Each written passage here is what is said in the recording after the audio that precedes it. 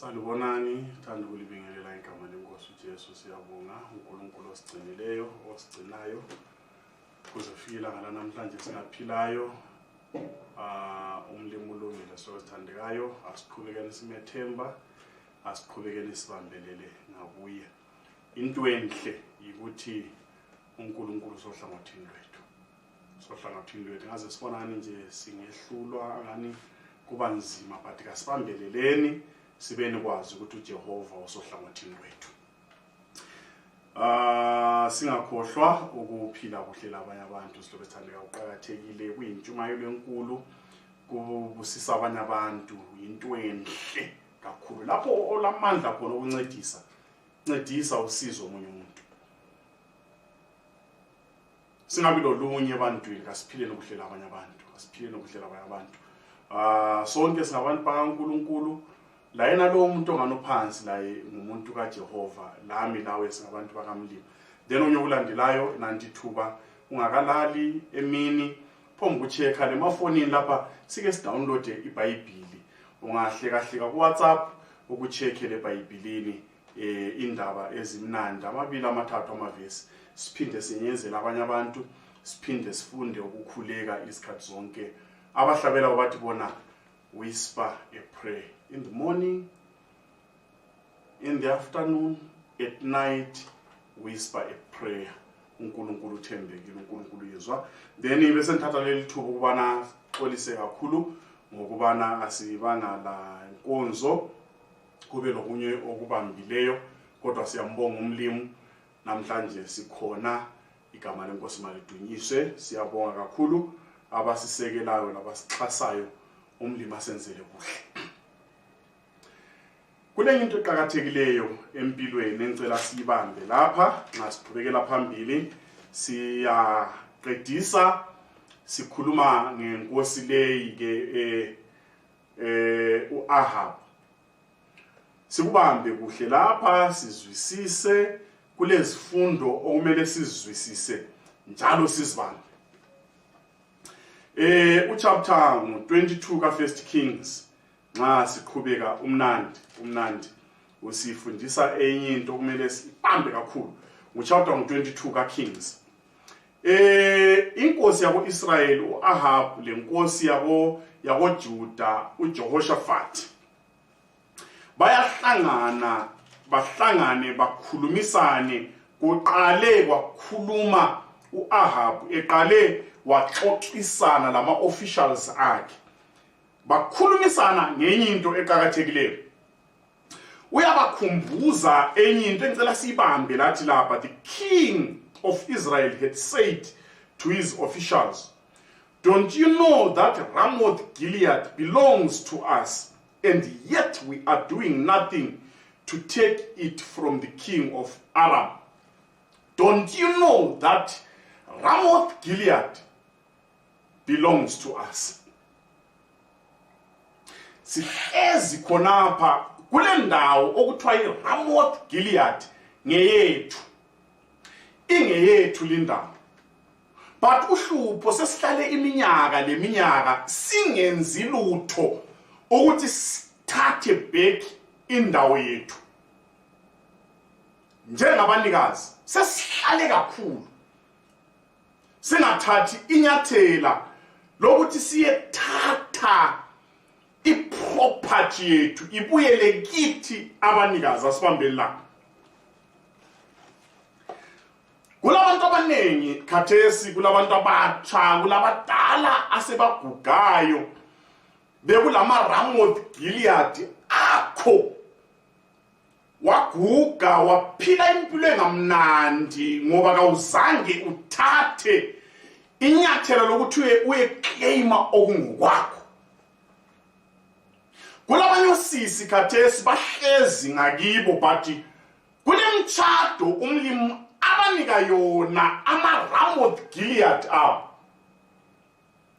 Ngokungathathi inyathela usugugile, kodwa kulesibusiso sakho umlimi ade kumele akunike sona. Phela ukuchallenge sonke abakhonza uNkulunkulu osezulwini, umlimi lomusa, umlimi lothando. Ngamunye empilweni zethu silawo ama Ramoth Gilead ethu.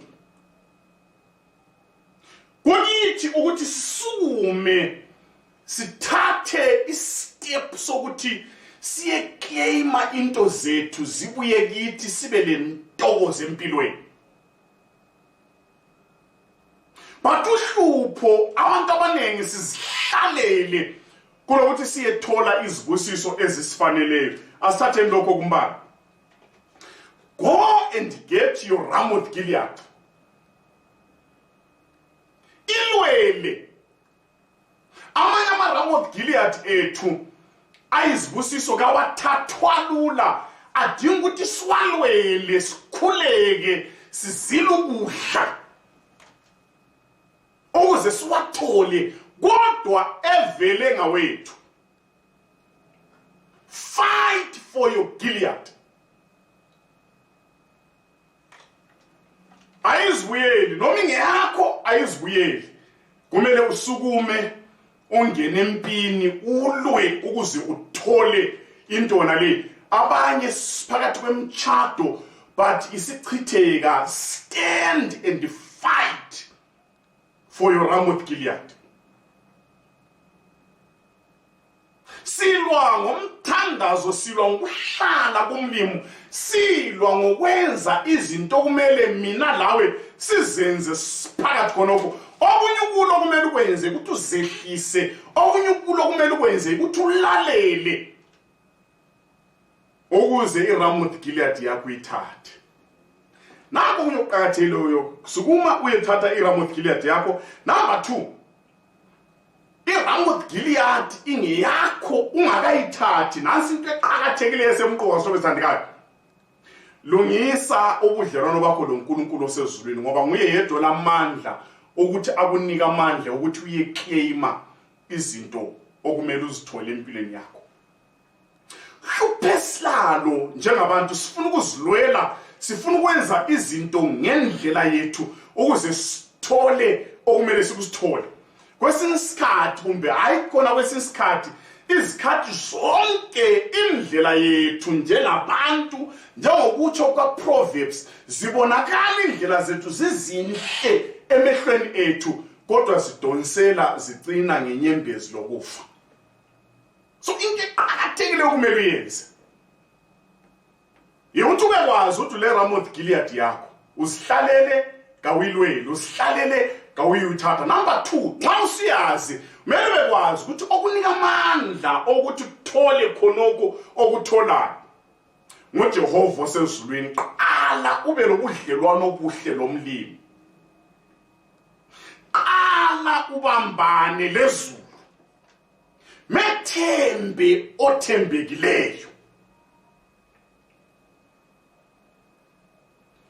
Ukuze nxa usiyayithatha leyo Ramoth Gilead, ahambe phambili uJehova, akuphelekezele uJehova, uyenqoba, uthathe okungokwakho. Nxa usukuthethe uthumanyelwe ngumlimi, kawuziphakamise ebantwini, ucina ngokuthi malidunyise igama likaNkulunkulu osezulwini. Umlimi kasize, umlimi asiphathise kulezinto zethu okumele sibe lazo. Mama uhleze emendweni awulabantwana, umlimi uthembisile abantwana isibusiso sivela kuye. iRamoth Gilead ukuze usithole, you have to stand up and fight. Uyempini, khuleka,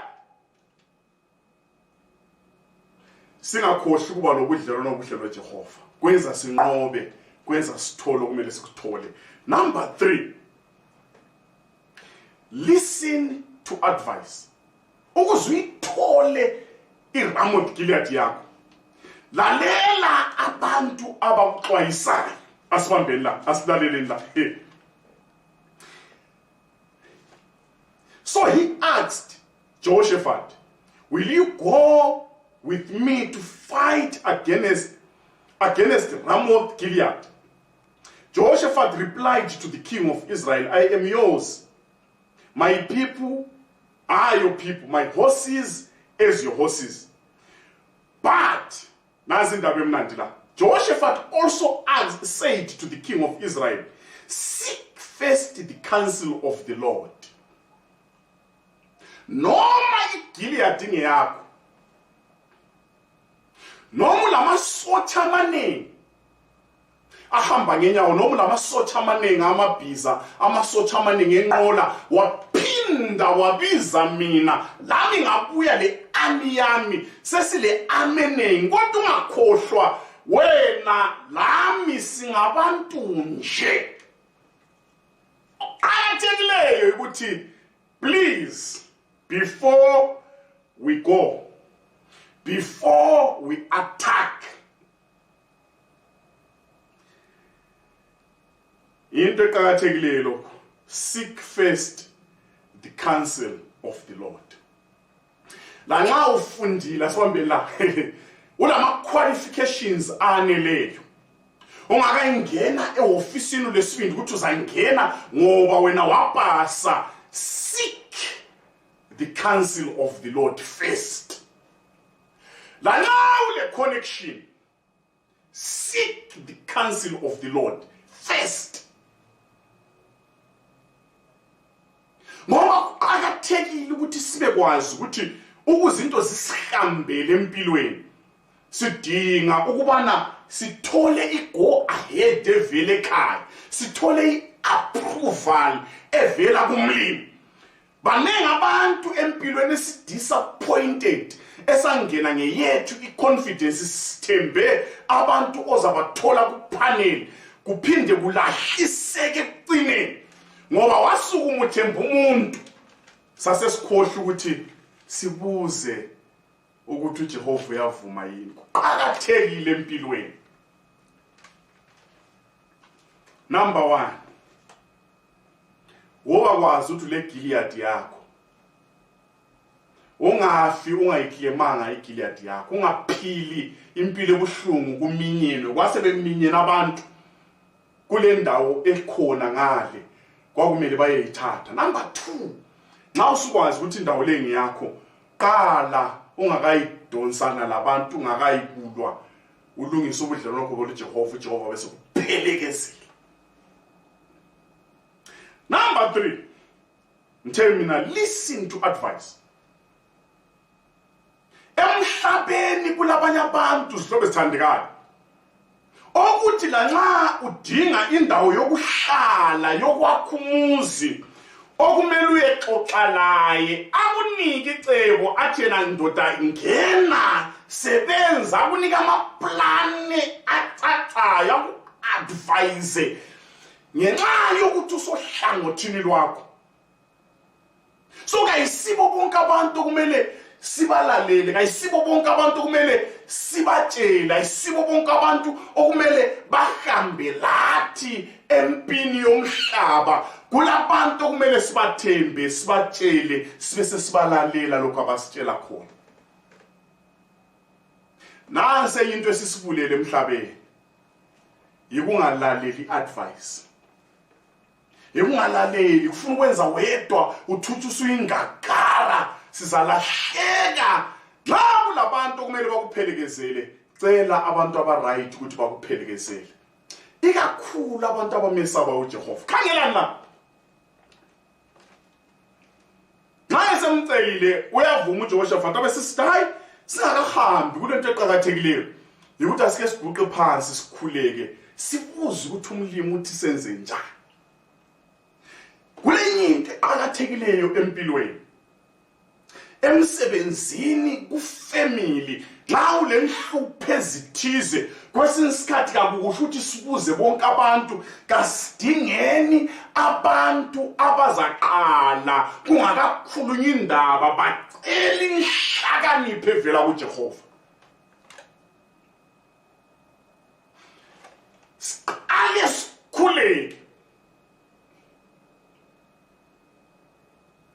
Abanye sasangena senza lemisebenzi esingayithandiyo, esingayenelisiyo, ngokubuza abantu abangayisibo, mhlawumbe la ngokungalaleli abanye abantu, sesihambela emuva empilweni.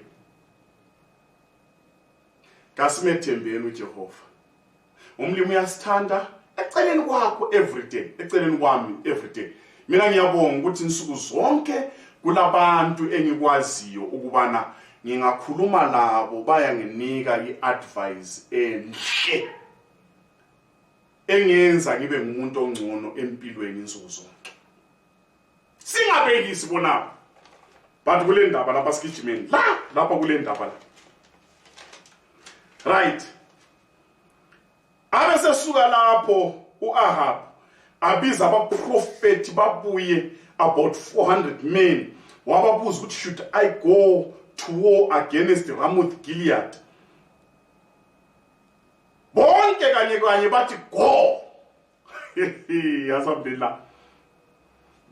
Go, they answered, for the Lord will give it into the king's hands. Bambala. Xa kulento enhle ikubesaba uJehova lokumthemba uJehova. Nabantu bemile so abangu 400 abaprofeti bemile lapha kanye in unison bavumelane angani bahlabela ingoma bethunganyelwa ngumprofeti omdala uZedekhiya bahlabela bamemeza beqa bayilanda inkosi bathi bona hamba uyehlasela iRamoth Gilead ngoba inkosi ukuphile uNkulunkulu esandleni sakho. Xa besenza bekhuluma so hayi mani kungachayi engqondweni kaJehoshaphat. Verse 7. But Jehoshaphat asked, is there no longer a prophet of the Lord here whom we can inquire of? Hayi kule nkulumo ayichola. Nayi 400 zonke sesikhulumile zithi hayi into zonke ziright kusasa uyavuka unothile hey into zonke ziright uzakuba lokhu la lokhu abeselalela uJehoshaphat akhangele phansi ayalalelisa sale mani umoya wakhe wale ngicabanga ukuthi umoya engcwele ukhulume la udayi laba abantu ngabalaleli noma bebaningi so abesesithi lalela statement lesi. But Jehoshaphat asked, is there no longer a prophet of the Lord? Lawa ama-prophets ngiyawezwa ayakhuluma but asoba prophet bakaNkulunkulu. La nxa sesibalalele nxa bekhulume into emnandi ethi sikambe sizanqoba kakula yini oyedwa umprofeti kaNkulunkulu esingabuza kuye. Singabo kule nkulumo eziningi kule nto eziningi ezisilahlisileyo empilweni sathemba abantu besilahlisa sathemba abantu besikhipha endleleni kaMlimi sathemba abantu bekhuluma amagama amnandi endlebeni zethu amnandi endlebeni zezihlobo zethu basithembisa impumelelo basithembisa intokozo kodwa bengakhulumi bethunywe nguJehova. Wala uJehoshaphat wathi hayi komlima kwenziwa soma sibuza ukhona yini. Is there no longer a prophet of the Lord? Prophet of the Lord. Ngoba le 400 leli lizwe abalikhulumayo angilithembi mina. Angikholi ukuthi livela kumlimi. Lalela statement lesi esilandelayo. The king of Israel answered Jehoshaphat, there is still one prophet through whom we can inquire of the Lord. Lana elalele laba bongu 400 bemtshela into emnandi kangaka ukuthi hamba uyenqoba. Engqondweni yakhe uAhab wayekwazi ukuthi laba bantu into abayikhuluma kayiveli kuJehova. Lokho abakukhulumayo kabambuzanga umlimi. Into nje ukuthi ngithabise vele bakujayele lami ngijayele ukuzwa izitori zabo ngizamukele. Kodwa ngiyakwazi Jehoshaphat ngiyakwazi nxa usithi ukhona yini uqinisile ukhona ende lo khona whom we can inquire of the Lord. But I hate him because he never prophesies anything good about me, but always bad.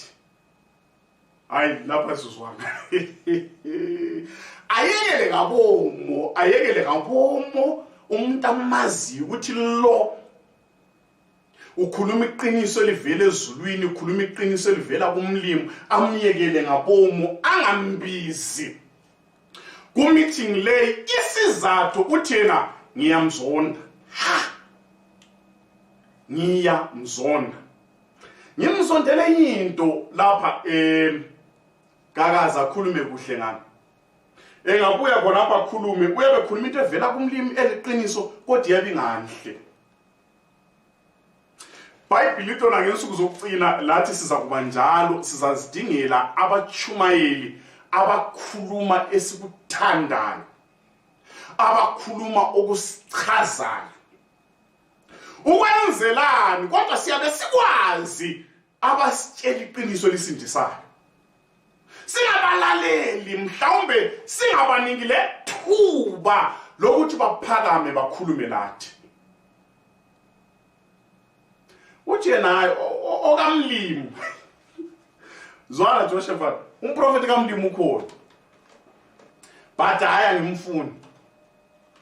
Ngenxa ukuthi nxa ikhuluma kaza akakhulume kuhle ngami, ngiyamzonda ende ngiyamzonda ngenhliziyo yami. Yikho ngambizanga la ngoba akakhulumi kuhle ngami, ngiyamzonda.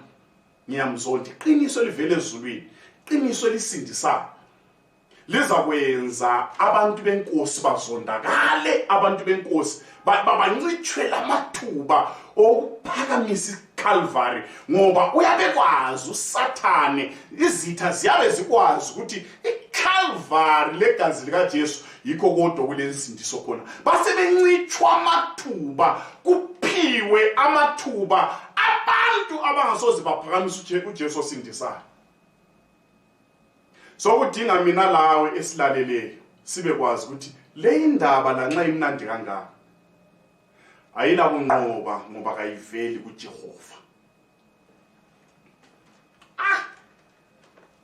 Mani ngibale ngicela ukubala lizwi na impendulo yenkosi. The king of Israel answered Jehoshaphat, there is still one prophet through whom we can inquire of the Lord, but I hate him because he never prophesies anything good about me, but always bad. He is Micaiah, son of Imla. Wayemazi uqobo lwakhe aze aziloyise. Wayekwazi ukuthi indoda nxa ikhuluma amaqiniso ezulu, amaqiniso avela kumlimi ebuya emntwini. Wayengawali namuhla, wayehlala ewala insuku zonke. Kasibambeni lapha hlobo sithandana. Abaningi sizalahlwa nothi ngoba kasilizwanga ilizwi, yikuthi silizwile izolo, salizwa namuhla, salizwa last year, salizwa sikhula, saliflathela ngabomo, sakhetha indlela engela nsindiso ngoba iyasichaza. Sichaza.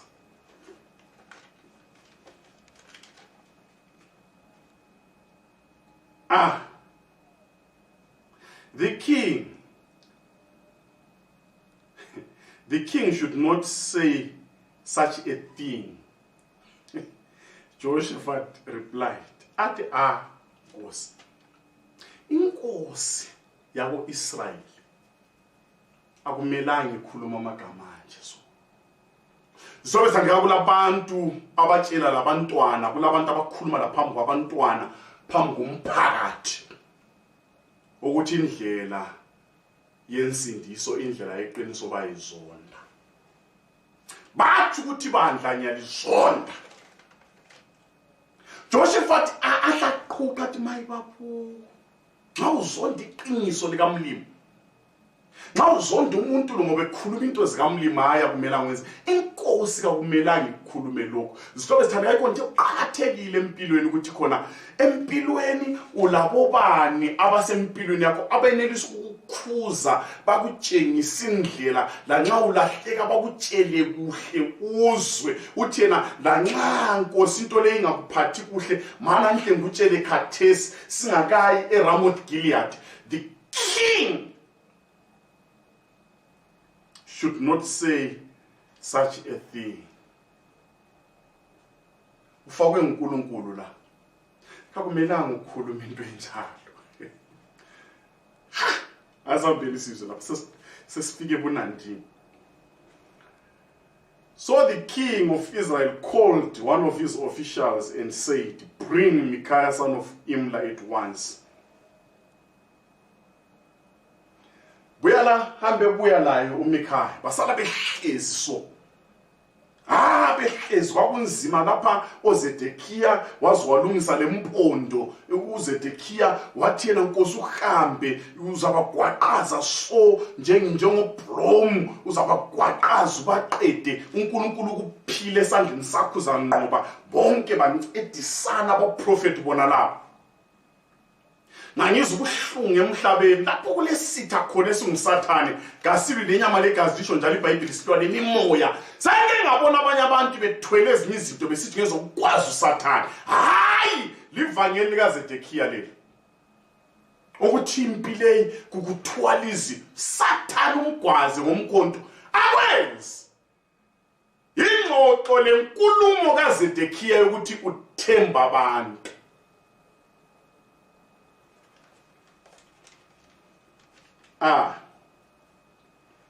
Nxa efika bona halelwana la bese sithi na verse 13, the messenger who had been summoned Micah, who had gone to summon Micah, said to him, "Look, the other prophets without exemption are predicting success for the king. Let your word agree with theirs and speak favorable." Andlelele sebuya la. But Micah namhla lawo ingene kwabanye. Uyazi abantu khona inkosi ithabile kulomuntu emzini futhi. Kulomuntu emzini bamtshelile kuhle bathi yena uzanqoba kuza kuba mnandi uzafika wine. Lawe namuhla kuphela. Akukhuluma into emnandi endlebeni zenkosi. Ukukhuluma into emnandi. Ukuyichaza inkosi. Let your word agree with theirs and to speak favorable. Kodwa nxa uthunywe ngumlimi kakuvumi. Vele umhlaba khathesi usithi wona bonke abantu kabageleze okufana nayo. Kanti sikhonza uNkulunkulu asigelezeni ukufana. But yakwenzi kulamanye amavangeli angavumi ukuthi kuvunyelwane lawo. Kungaliwa nomuntu oyiphetheyo. Indaba kuyikuthi lelo vangeli kaliveli kuJehova njalo kalisindisa umuntu. Kunengevangeli mina ngeke mvumelane lalo ukuthi nxa umuntu engabuya athi yena uJesu kabuyi. Ukufa kwakho ikubuya kukaJesu. Noma ngincenga njani ungibhadale kangeke ngivumelane lawe ngoba ngiyakwazi ukuthi simelele ukuza kwenkosi yethu uJesu. Ivangeli lokuthi abantu bengafa akula kuvuka. Ivangeli lokuthi abantu bengafa baya ezulwini angeke ngivumelane lawo. Engilaziyo libhale eBhayibhelini ukuthi lona hayi isihlobo esithandeka kasikufa sonke kodwa ukukhaleni kwecilo ngoba inkosi uqobolwa izakwehla ngophondo la ngokuhloko mokukhulu abalele emathuneni belalela inkosi baza kuvuka uqala yili vangeli engilaziyo kodwa umhlaba khathesi usithi wona hayi asigelezeni ukufanayo kakwenzi kumbe wayephiwe le mali wayamnika uMikha waluyithatha wathi hayi lala ntu uMikha bese sitatha hayi man. Verse 14, but Micah said, "Surely as the Lord lives, I can tell him only what God tells me." Kulezinye indawo ezimnandi indaba ezimnandi endlebeni zethu njengabantu abalaleleyo but nxa singaveli kumlimi akuvunyelwana lazo akugelezwa lazo asingeke sichaye iunison lazo Ngoba kule vangeli elilodwa esilibambileyo lapha ukuthi uJesu wazalwa, uJesu wafa, uJesu wavuka, uJesu wayezulwini, khathesi simelele ukuthi abuye futhi azosithatha sibe khona ekhaya. Lelo akula muntu ongalidala ukuthi akula muntu ongasithenga, akula muntu ongangithenga. Yilo okumele umhlaba ube lazi. Lalapho lamanye amavangeli eceleni asiwalaleli kawalalela. Alansindiso sihlobo ethandekayo ngoba asolizwi elivela kuJehova. Khathesi so kumele okufanele yabantu la ukhuluma okufanele abantu, ukhulume okufunwa ngabantu, ukhulume okuthabisa abantu. Kulomuntu emzini lapha Mika hayi bani ngiqedela xa efika uMika uya lapha bese umbuzo bathena ngihambe yini eRamoth Gilead. uMika bese sithi hamba uzafika uwina. Athi ayihamba uzafika uwina. Hayi inkosi kuphile esandleni sakho, hamba uzafika uwina. Lalela sombili la. Verse 16, the king said to him, how many times must I make you swear to me, to tell me nothing but the truth in the name of the Lord? Wafika uMika wathi yena hayi anti bathi uhambe uzanqoba. Hayi la mvumela nabo, hamba uzanqoba. Kwathi tha ukuthi uMika akake akhuluma into enje. Le into ekhulunywa nguMika kayisiyo la nxa esevumelene sokuyi401 kodwa uMika akakhulumi so. Mana wathi Mika yey ungafuna ukunithabisa la. Ngiza kufungisa kangaka ukuthi undlela iqiniso ngegama lenkosi. Wayekwazi ukuthi amadoda alamtshela amanga. But uHlupho wayezonda imessenger kaJehova. Ngokuzonda imessenger wayezonda imessage. Ngokuzonda imessage impilo yakhe yaba sengosini. Okuzasilahlisa, okuzasibulala yikwala ukulalela ilizwi likaMlimi. Nxa silazi ukuthi kaJehova siliflathele ngabo.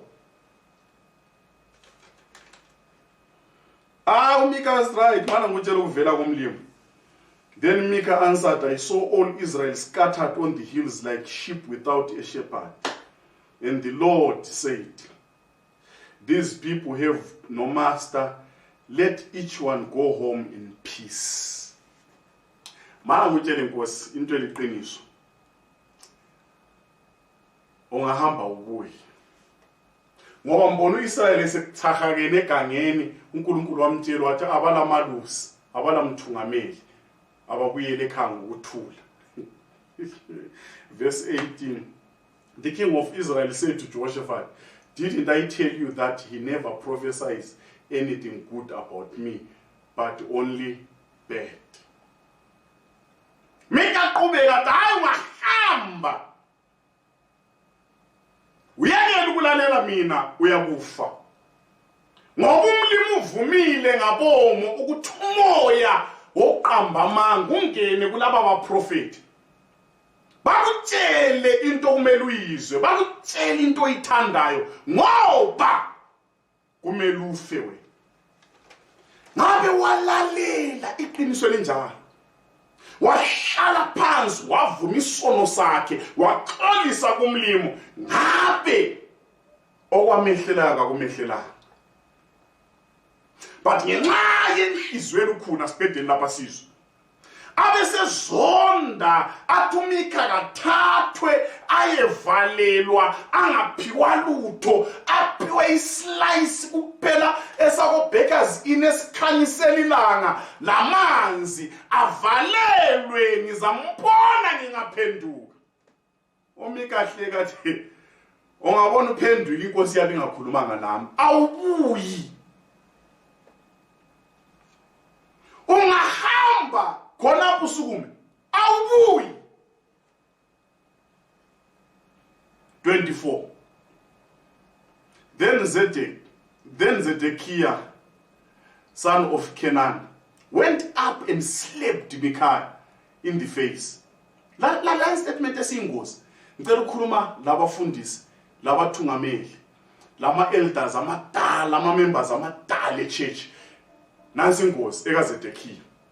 Which way did the spirit from the Lord go when he went from me to speak to you? Which way did the spirit from the Lord go when he went from me to speak to you? He asked. Wabe sukumu Zedekhiya wadonsa inkalakatha isigaqa sempama wachaya uMikhaya wasekhuluma wathena kwenzakale njani ukuthi umoya kaNkulunkulu usuke kimi ubusubuya kuzokhuluma lami usuke kimi umuntu omdala uzokhuluma ngawe uzokhuluma kuwe umfana omncane wamdubula ngenkalakatha yempama. Ngicela ukuva indlela kithi amalungu amadala eChurch umlimi kasebenzi ngeminyaka usechurch njalo umoya kaMlimi kawuvalelisi ungasuka umxothile uyabocabanga ukuthi lokhu lawo njengezolo kanti into sezitshintshile. Kuthiwa uSamson wathi esukuma uDelila esethe nanka amaFilistiya kuthiwa wacabanga ukuthi inkosi lokhilayo kanti inkosi sisukile engakwazi ukuthi inkosi sisukile. Kulabantu abaningi abasechurch kulabantu abaningi abalezikhundla ezinkulu eChurch kulabantu abaningi abaphetheyo ema-church kodwa iningi labo umoya kaMlimi dala wasuka sebesele lempondo abazenzela zona. Bathi bamenele ukuthi nxa umoya kaMlimi usuka uqala uvalelise awuvalelisi. Nxa kungasahlaleki uyasuka umoya adinge lapho kuhlaleka khona sebenze. Wabesuka kuZedekhiya uZedekhiya lokho ebona ngani kuhamba kuhle ebona ngani lokho lilunga ungaba lilunga elihle kubhalwe ngesikhiwa good and in regular standing babhale bakurecommende kanti kudala umoya kaMlimi wasuka. Ubusudabula ngempama abakhuluma lo mlimi. Kwakumele ahlazehlisa uZedekhiya hayi uMikha nyamazi ubambane lezulu khuluma iqiniso asilaleleni yena wasisiyamdubula ngempama.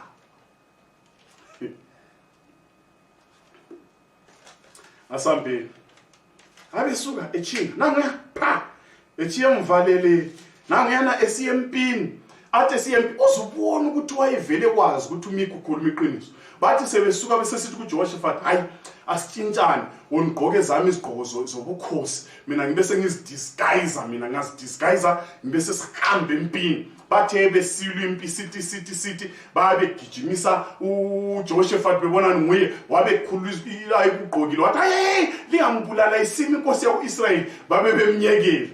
Lapho bethayisela abantu sebekhalela ukuthi ngabamtholi kuthiwa elinye isotsha nje libe liphakamisa umkhonto walo ukujika so lathi nanku yana umkhonto wafika wamgwaza la. Nxa usumgwazile abesetshela owayemthungamela ngenqola laphana amtshela tshela sengilimele chaya i-U10 sibaleke wagijima naye wabaleka. Asambe lokhu siyephetsa ngikhaya xa egijima naye. Chapter 34 kusiya ku-37 siyakuthola kuKings, 1 Kings 21 ivesi 20 kusiya phambili. Nxa esechibilika kuthiwa wafika bamthatha bamngcwaba igazi lakhe lichaphake laphana inqola bayigezisa bathe beyigezisa amanzi aya echibini lapho kokugeza khona izifebe khona phana kwasokugcwaliseka ukubana okwakhulunywa ngumprofeti ukubana lapho kuchithekele khona igazi likaNaboth lakhothwa izinja. Leyalakho Ahabu liyakhothwa izinja zalikhotha gazi lakhe. Umlimi usixabana laye aze asuse uthango lwakhe lweprotection engamelana lathi asinqobe isitolo sithandikayo. Kwagcwaliseka kulabanye abantu esehlelwa ngezinye izinto ngoba kugcwaliseka izinto umlimi azikhulumayo hatshi sorry ngoba elolunya ngoba sisala amaqiniso lendlela kaMlimi. Indaba le ingozi le yayingavikeleka ngabe uAhab walalela uMikhaya wavuma izono zakhe kuJehova, umlimi wayezamthethelela angasafi. Xa sizivuma uthembekile, then Jezebel manje ngiqedela 2 Kings 9 verse 30 kusiya ku-37. uJehu wabuya so ivela kwempini, so wabuya ngenqola yakhe wathi so wabelunguze windini, wabe sithi khona yini osohlangothini lwami. Kwabuya yami uyambuluza uJezebeli ezicomba eshawuta uJehu wabe sithi yena hey ukuba khona ababili kumbe abathathu abasohlangothini lwami. Kwasekulunguzwa amayunakhi angu-3. uJehu wasesithi umjikeni ngewindi uJezebeli, bamjika estairs wathi phakla phansi. uJese wadlula wangena e-restaurant wadla. Uthe besuku wasesithe bafanele bakhe ake limthathe liye mngcwaba. Bathe bayaphuma bathola kusela izandla lokhakhayi lamazwane, izinja sezimdlile. Kwagcwaliseko wakhulunywa ngumprofeti eme lo Ahab ensimini engadini kaNabothi ukuthi wena uzakufa, igazi lakho likhothwe yizinja njengegazi likaNabothi. Then uJezebeli uyadliwa izinja, endezamudla izinja. Singalalela sizaphepha, singala siflathela amaqiniso sizalahlwa, sizadliwa izinja. Kule Ramoth Gilead kumele siyithole, but abanye ekuzameni ukuthola iRamoth Gilead ngokuflathela intando kaMlimi senze ngendlela zethu ukujeni yokuprocess ukuhamba udinga iRamoth Gilead kathi usiyakufa wena kumele uyethola isibusiso.